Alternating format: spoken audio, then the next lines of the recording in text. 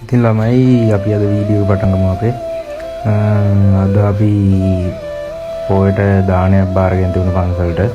ඒක අරගෙන ගියා උදේම අපේ පන්සලට. එතකොට මේ වෙච්ච සිද්ධියක් තමයි අපේ අක්කා තනියම කතා කර කර හිටියා කණුවක් එක්ක.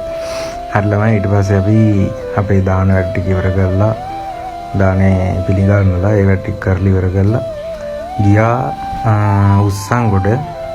මොකටද අපි වැටකෙయ్య මල් පූජාවක් කරන්න හිතුවා.